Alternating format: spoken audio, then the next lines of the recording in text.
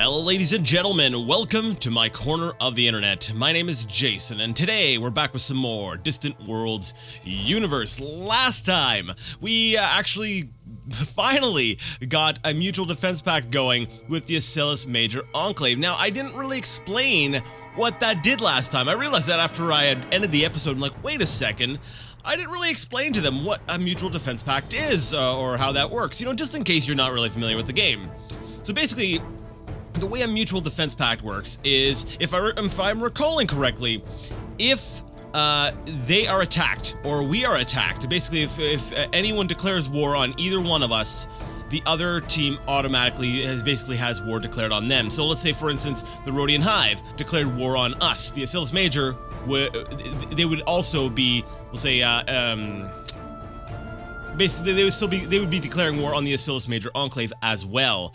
So basically it turns it into sort of a two thing. Now if we are the aggressors, from what I understand, if let's say I were to go ahead and declare war on the Rhodian Hive, there's no real obligation for the Acellus Major Enclave to become involved. However, I can personally ask them to join the war. So for example, if I go up here to Acellus Major Enclave and I go ahead and I speak with them, and I say, let's negotiate a trade proposal. I can ask them to, let me see, where is it? Oh, I don't see it. Well, basically, if I'm at war with somebody, there should be an option here to ask them to go to war with us. And the cost for it will be 0.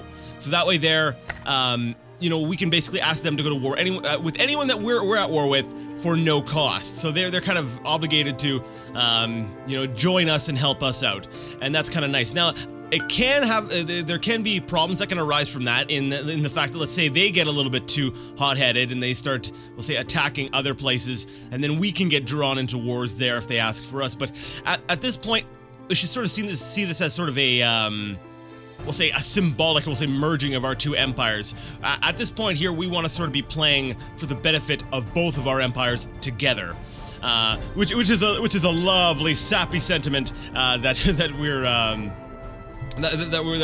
we're sort of embracing. But that's basically it, and we get to see where all of their ships are and that. So basically, they're kind of we'll say another half. I'm going to treat them like another half of our empire that we just don't have control over. And that's what we're going to go ahead and do. I'm not sure if this will actually affect the AI we'll say, if they want to declare war on either of us now. I'm not sure exactly how the AI works behind the scenes. Will they weigh the fact that the Acellus Major Enclave is in a mutual defense pact before they decide to declare war on them, or do they just say, we can take the Acellus Major Enclave, let's declare war? I'm not sure exactly, how intelligent the artificial intelligence is when it comes to that. Now, I actually have I'm sorry if my commentary might be a little bit off today. I have a splitting headache, but I know I'm not going to be here all next week. Or is it? It might be this week, depending on when I actually put this episode up. I think this will be actually going up the week I'm going to be gone. So I wanted to get some stuff done up in advance so that there was no interruption of, basically interruption of videos. So now that I've gone ahead and I've explained mutual defense pacts, let's go ahead and take a look at some of our, we'll say, developing colonies. Let's go ahead and take a look at some of our planets. Let's actually really go through our empire and look at what we've got so far. Now we've got Ur-23, which we claimed, I believe, in the last episode, and the spaceport is incomplete at this time, so it's still being built, but it's almost done. The people here tend to be pretty happy, and it's primarily Tekin. We also have some Boscara now. I'm not sure if they're a new addition to our empire, or if they are, or if we've had them for a while. Let me take a look. Wrong screen. Diplomacy screen. Let's see, we have the Boscara, we also have Gazurians. So we have actually a pretty good mix of different races within our empire. And let's see, where is... No, it doesn't appear like we have a real benefit from either, from those races. So I'm wondering, do those races need to be a certain population for you to be able to benefit from the, we'll say, benefit from their racial bonuses? Or actually, is it possible they just don't have any racial bonuses? I'm not sure. I'll have to look into that a little bit more. So Urdu 3 seems like it's coming along fairly well. Like I said, I want to get my defenses up because I feel like we're going to be having some problems with the Rhodian hive sometime in the near future. I don't see one of my ship icons here in the Zaguba system, the Blue System Expedition. Where are you situated at? Okay, so you are situated in this system, I think. Oh yeah, he's right here. Okay, so he's still here and he's still keeping an eye on things. It looks like the Rhodian hive is back to repairing or building rather the World Destroyer here. It's down to 160 components unbuilt. And actually, let's go ahead and take a look at ours just to see how far along ours is, because like I said, it's sort of a race. You know, the clock is ticking. We still have 171 unbuilt. So yeah, we've still got a little ways to go. Now, wait a second, I note here, the shields on ours are at 1,100. I don't recall seeing shields on theirs. Is that because we're lacking the information due to, the fact, oh no, we do have a shipping system. Let me take a look. Does it have shields? It does have shields, and the shields are actually, wait a second, 2829. I didn't look at the size of this World Destroyer before. So this World Destroyer has a size of 2829. What is the size on ours? Do World Destroyers have different sizes? I thought it was basically one size fits all kind of thing, you know? I thought that they were all sort of the same blueprint. So 2829, and this one here is 2829. Okay, so maybe, yeah, it's probably just because theirs is more constructed, so they've got more shields built up than we do. Oh, okay, you know what we gotta do? We have to take it out. Strike Force Alpha, it appears to be almost fully repaired.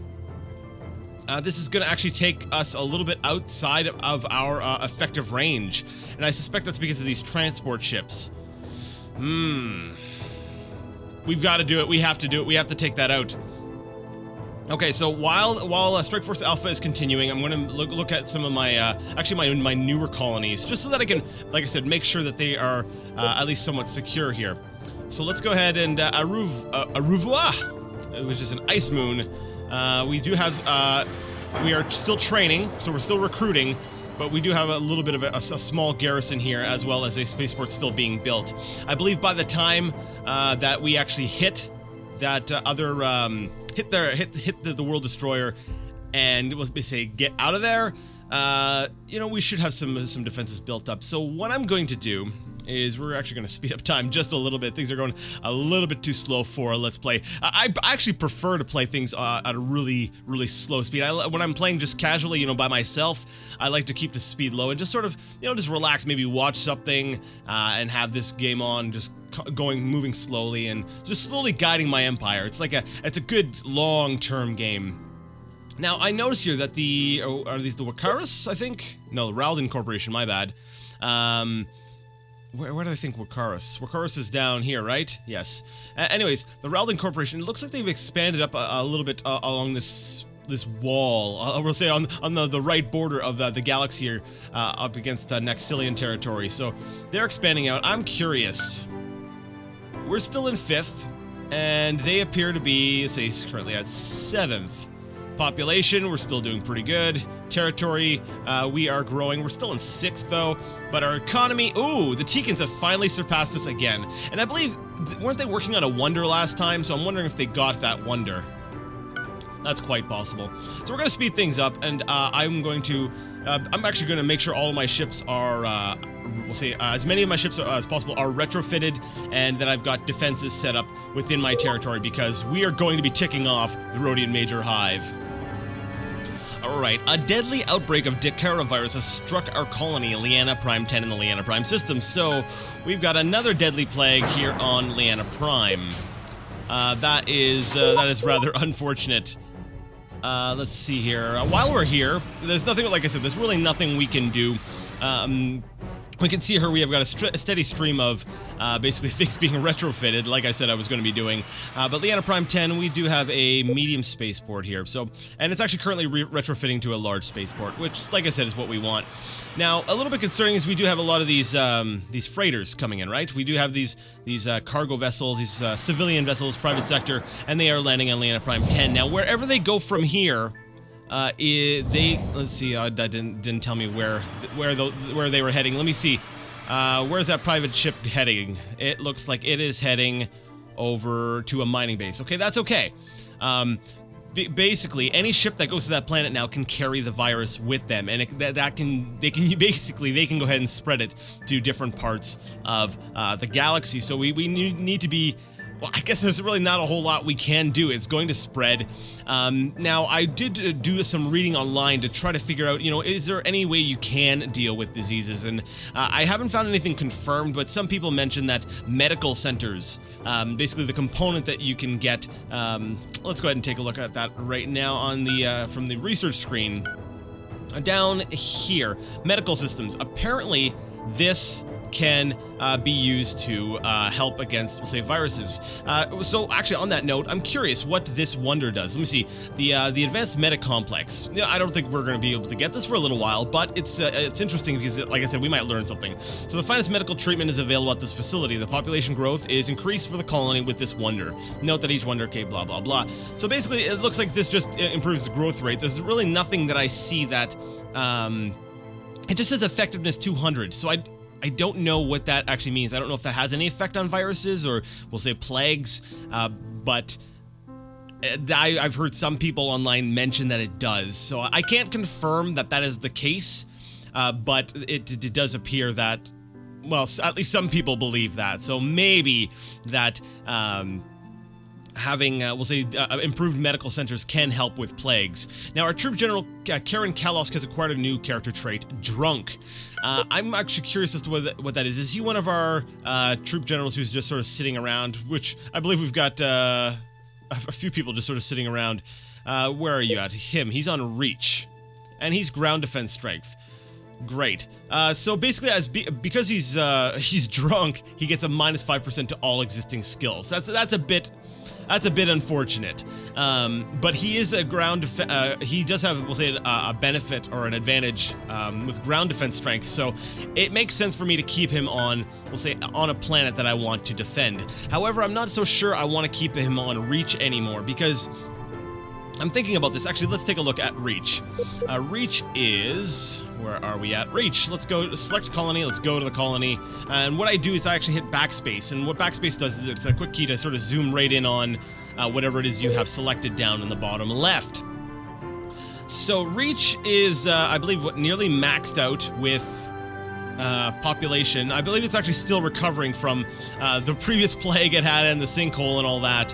But it does appear that it is I'd say fairly well defended. It has a defensive base here, anyways, that should have been retrofitting. I'm not sure why that is not retrofitted. And we've got a large spaceport, which also has a full complement of fighters as well as a bunch of weapons on it as well. So we've also got a resupply ship. And I find these suckers are fairly potent. However, that's a fairly outdated. I forgot to retrofit my resupply ship, so I guess it's a good thing I took a look at that. Let's see, where are you at? Resupply ships. So I'm gonna sort them by a role. I'm gonna find all my resupply ships and make sure that they are, we'll say, fully retrofitted. So I've actually only got 2, and this one actually looks like it's already up to date. So I guess we just happened to find the one ship that was not, we'll say, fully retrofitted with the newest in technologies. But maybe I should buy a couple more. But then again, my cash flow has once again dipped down quite low, so I don't feel like I'm in the position that I should be spending a whole lot of money. Now, I did send off Strike Force Bravo and Alpha, and they are en route to the World Destroyer. So they're all prepped and ready to go. So I'm hoping that we can destroy that World Destroyer, because if we can't get it destroyed in time before, let's say the Rhodians decide to retaliate, then we're gonna have a bit of a problem, because then they are gonna be able to just sort of keep building it. Now, it's probably gonna be damaged, so we're actually we'll at least maybe set the clock back a little bit by hitting the World Destroyer and damaging it. Not only will it be incomplete, but a lot of the components will be damaged and they'll need to be repaired as well. So I'm really hoping that we can kind of, we'll say knock back the clock a little bit to give ourselves a little bit more time. Now, I find it interesting. When we look at the Acilis Major Enclave, there used to be basically red text indicating that they were unhappy that, you know, our territory was encroaching in on their bases and stuff, or our bases were encroaching in on their territory and all that, but that is no longer there. Now, I'm not sure if that's a result of the Mutual Defense Pact or the fact that our ambassador is really freaking amazing. It's one of the two, but I think that kind of goes ahead and sort of shows that we're, like I said, we're kind of operating as one, we'll say, allied empire at this point, and I like that. Now we don't have to worry about our reputation with them suffering so much. I feel like we have a pretty solid friend. Now, another thing I've not been able to play around with too much with, but if you, I believe it's right-click, or if you double-click, yes, you can actually name your alliance. So I could be like, okay, our alliance with the Acilis Major Enclave makes us the... I have no idea. I could just call it like the Empire or whatever. I could name our alliance, and that'll give us, I believe, a little tag, so that, you know, it's an official title. And it's just cosmetic, but it's a fun little thing. So, you know, if you have a suggestion for our alliance name, by all means, let us know. For now, I have no idea why. I'm just gonna go with the Empire because that's the first thing I said. I don't like the name, but I can't think of anything else, and I just sort of wanted to show this off. So as you can see now, we got the name, The Empire, underneath our tag. I have no idea. Yeah, and it says right here, The Empire. So I'm not sure if that'll show up here on the map at all, but now we have that tag. If that means anything to the game, whatever. Like I said, it's primarily cosmetic. Actually, I think it's only cosmetic. But it's a fun little thing that you can go ahead, and I like it that you can name things. You can really make the game yours. You know, you can really you can name things the way you want, and I really, that's one thing I really appreciate about this game, is how much you can make things, like I said, yours. So that's cool. That's a nice addition. Alright, so it looks like the pirates have decided to attack Leanna Prime 10. There's quite a few ships here. All destroyers as well. I'm not sure if the large spaceport will be able to fend off this kind of firepower. I'm actually kind of scared that they're going to successfully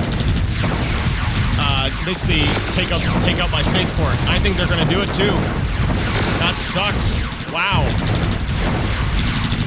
Well, I guess that kind of confirms my thoughts. I was like, you know, I don't think my empire is well defended enough, but there's the proof right there.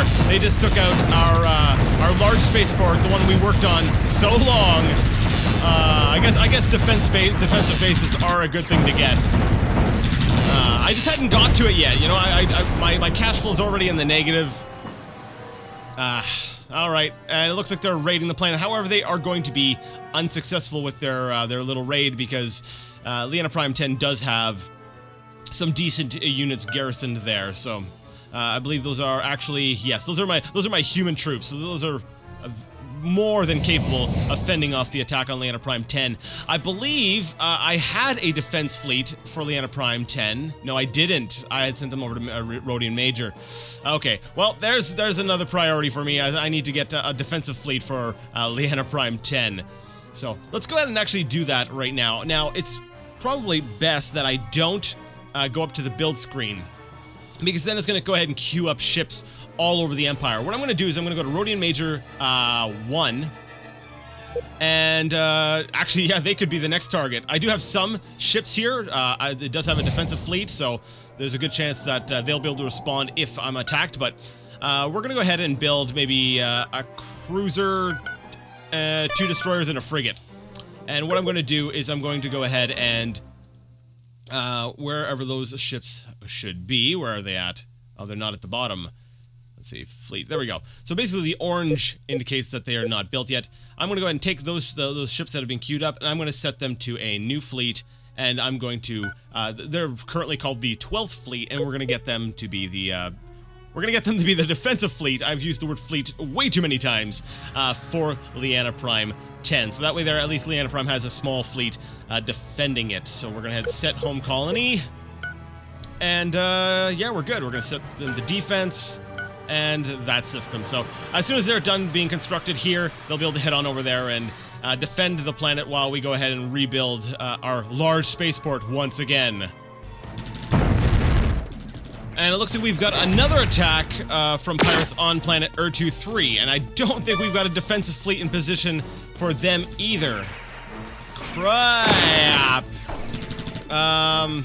This is actually terrible. I really hope we don't lose this planet as well, or lose this base as well, but I suspect we are going to.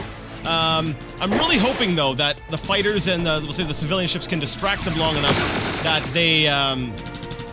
they kind of, we'll say, go in one at a time, because if they kind of send their ships in one at a time, I think that the large spaceport should be able to do some significant damage to them. I'll have to check on that in just a second, because I've actually got two things going on right now. Ur-2-3 is being attacked, but if we also zoom right out, which button I've forgotten what zooms out, there we go, end. It does appear that Strike Force Bravo is just about at the we'll say the Rhodians Desolation Moon project. So, oh, they've already arrived and they've opened fire. And a new ambassador named Lorian, was it Dokari, has appeared at the Blue Planet. All right, so here we go. Let's see if we can take out that World Destroyer. And we're not firing on the Rhodians. We're not firing on the Rhodians. We have no intention of firing on the Rhodians. If the Rhodians engage us, we will defend ourselves, but our target is that World Destroyer. So let's go ahead and maybe speed things up a little bit. I'll have to check on Ur-2-3 in just in a little bit. Actually, those shields look like they're going down quick. That's awesome. That makes me happy. Okay, Rhodian ships are moving. What are they doing? It looks like they're firing. Are they firing at the fighters? I'm not sure who they're firing at. Basically I saw some missiles coming from the Rhodian ships, but I don't know who they were directed at. All right, so there we go. The shields are down, and we are actually hitting the World Destroyer. Strike Force Alpha will be here very shortly, and that extra firepower should really help. This sucker is tough. All right, let's see actually how far out they are. Let's zoom out a bit. We're probably going to get a nasty, we'll say, call from the Rhodians very shortly. Basically complaining about how we should remove our military vessels from their territory. Wow, you are getting really choppy, game. Oh, wow, we are gonna... I don't even think we need a Strike Force Alpha. No, I think we were able to nail it without Alpha even getting there. Well, guys, mission successful. Awesome. All right, everybody. Head back to base. Refuel, you're out. Remove military forces from system. We will not tolerate the presence of your forces in our territory. Remove your military ships from the Zagabao system at once. You know what? I would be glad to. Alright, guys, pull out. Alright, so we've gone ahead and we've destroyed the potential Rhodian World Destroyer. Now, there was another one, there's the World Annihilator project down here. And that is in Kaedian territory. So what I'm going to do is I'm going to get my, where's my exploration ship? There you are. And I'm going to set my other exploration ship, or the one I was using to watch that last one, over here to watch the progress on this World Destroyer. Now this one here is, actually this one appears to be kind of damaged and looks to be actually quite a bit, we'll say, behind ours. So this one, there's not so much of a rush to go ahead and destroy it, but I'm still going to send an exploration ship over there to keep an eye on things. Now, I did notice on the, we'll say, the little scrolling text here that one of our colony ships tried to colonize, but failed. Let's see. The Blue System Pathfinder failed to colonize the Desert Moon, Diorial, and the Zeta solar system. The colony ship was under attack and had to flee the area. Okay, that's because of those pirates up in that area. Let's take a look at Ur-2-3. I fear we've probably lost our space station there. We definitely need defensive bases. Oh, wait, Ur-2-3. The large spaceport is still standing. Nice. But you know what? We know for a fact the pirates want to target this area, so see, they're even trying to raid here. So we're gonna go ahead and actually queue up a defensive base here. Oh, and the Teakin Corporation has completed construction of a great wonder, the Trader's Bazaar. That is going to do some huge things for their economy. And the Silas Major Enclave is giving us a monetary gift. Thanks, guys. What is our reputation with you guys? I want to make sure that it is still very good. Plus 87. It's just getting better. Awesome. Alright, so, hopefully, let's actually go ahead and take a look at what the Rhodian Hive thinks of us. They're furious with us, of course. Minus 54, and, your military forces in our systems violate our territory. Once we pull them out, that'll go down. I don't think they're gonna declare war on us just yet. They haven't even, initiated trade sanctions, so, but that's not always the first step. Sometimes they like to kind of do what I did and just sort of, surprise attack you. That's one thing I love about this game, is that it can be very, there's a lot of gray areas. Like, I have seen some complaints about how the AI, like, you might do something and then the AI will, you know, do something that's not in your best interest, or it will go ahead and it can backstab you, or certain arrangements don't work exactly the way that you'd expect, or you know, the fact that you can attack another empire without actually declaring war. And that's one thing I like about this game, is it kind of really highlights about how there really is no you know, it's not binary. There's no white and black. There's no light and dark. There's a lot of just sort of gray, and trying to do the best that you can for your empire, for your civilization. You know, you're trying to do the best for your people. And I like that the way that the game is set up is that there's a lot of very, we'll say, gray areas. And it looks like, yeah. So I actually had 2 colony ships sent up to this system here, but they both had to take off due to, I'll say, a pirate presence in the area. And it looks actually like we've got different pirate factions fighting each other. Oh, that's right, Rezu. I forgot. Yeah, that's right, we lost that plan. You know, guys, if you would have just stayed in our empire, everything would have been just fine and dandy, but no, you had to say you wanted your independence, and now you're dealing with pirates. Now you're dealing with pirates. I can't send any of my ships up there to defend you or anything. Ugh. We will get those planets back in our empire.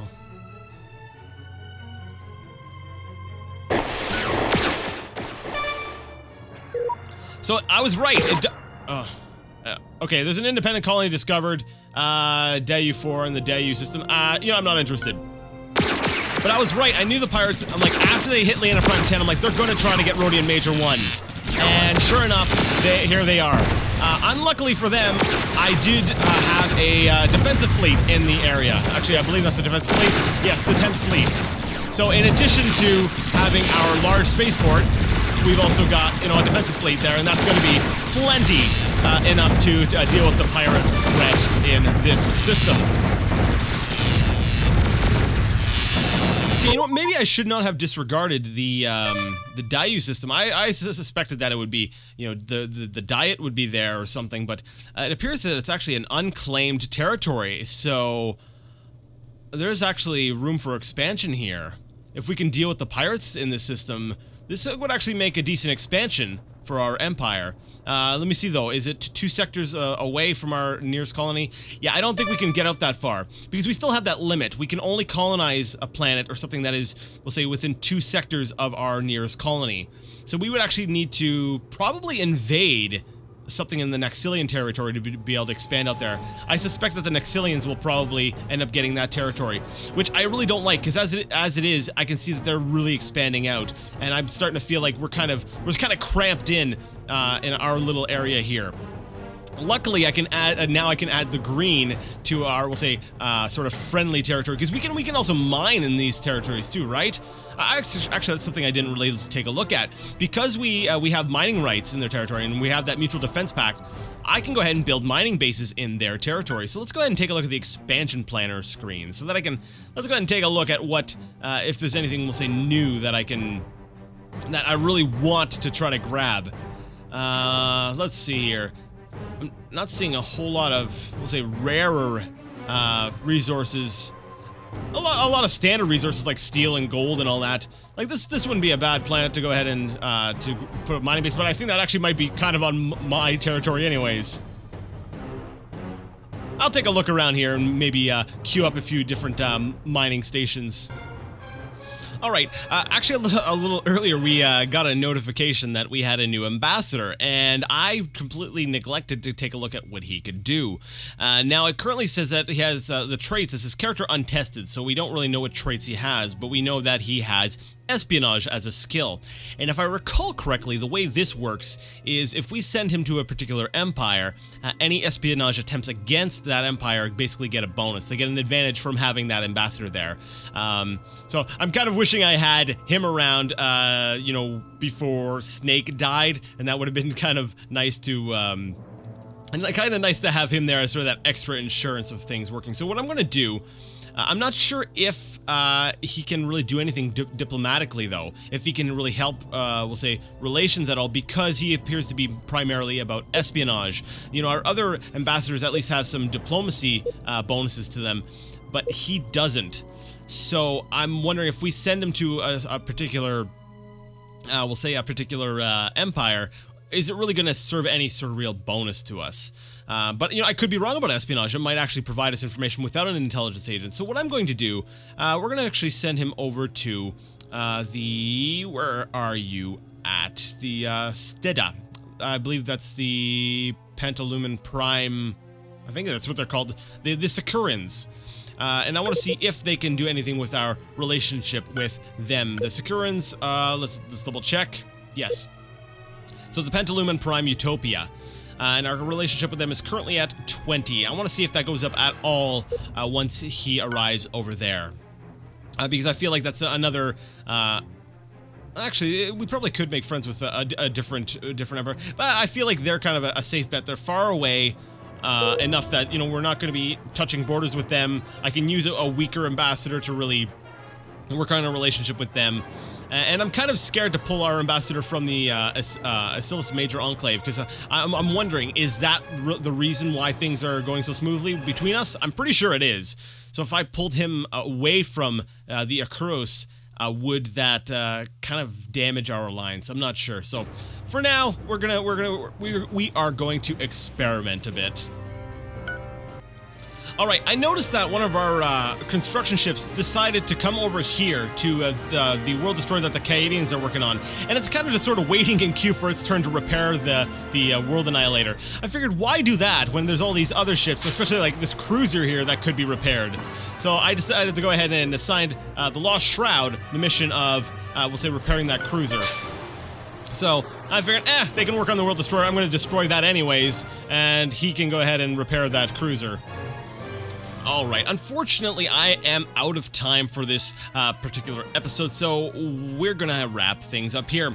I do have Strike Force Alpha and Strike Force Bravo heading off to various different, we'll say, planets to sort of get refueled and refitted. What I'm going to do is I'm going to, once Strike Force Bravo is, we'll say, fully repaired, I'm going to send them up here to the Zeta Pasilo system and use them to sort of secure the area from the pirates, and that will allow, we'll say, my own colony ships and stuff to be able to actually complete their missions, because I've been trying to colonize this system for a little while now. I've also basically got a defensive fleet on Leona Prime 10, and I've also got a not only a spaceport being constructed, but I've also queued up a defensive base in case that they should need it. So we're chugging along. We're going ahead and making some progress. I did notice that the Desolation Moon fleet had moved over here. I'm not sure if it was to refuel or if I had accidentally given them the retrofit order, but they are done now, and I am sending them back over here to defend our own Desolation Moon project, because now that I saw how quickly ours went, the one that we were, the one in Rhodian territory went down, I'm like, I want to protect this. I actually want to be able to finish constructing this. So, you know, I'm like, just one defensive base is probably not enough. I want my, we'll say my defensive fleet in position as well. We definitely need to make sure that that is protected, because I get a feeling that someone's going to try to snipe it. Let's see, our engineers have completed research in enhanced commerce. This breakthrough provides improvements to the existing component Commerce Center. Before we go, I actually want to be able to see what that is. I don't want to leave, we'll say, with without, we'll say, explaining or looking at exactly what that means for us. So enhanced commerce, it basically as it is, we have trade bonuses of 5%, and it increases it by 2%. So that's probably going to help a little bit with, we'll say, our cash flow. Actually, that's probably more of bonus income. Let me take a look here, because if we look at what bonus income comes from, it's foreign trade bonus. So that's going to increase our bonus income, which is great because our cash flow is pretty negative right now because we've got a lot of new colonies that we're trying to still develop, and you know they're not really being taxed all that heavily, and we're building some more military to make sure that our territory is secure. So that's why our cash flow is kind of in the negative. But if our bonus income just keeps going up because of trade, then that is a good thing. MC has been colonized. We've gone ahead and we've colonized this planet. Alright, well, you know what I'm gonna do? I'm gonna go ahead and queue up some stuff, and then I'm gonna go ahead and save the game before anything else happens, and I'm forced to stay here and keep talking. So we're gonna go ahead and save the game, as we're gonna say is LP24, because this is our 24th episode. And, so yeah, we're gonna end it there. If you liked the video, if you liked the content, go ahead and give it a thumbs up. If you didn't like it, leave it a thumbs down. Either way, let me know what you thought in the comments section. And until next time, I'd like to ask you all to game on.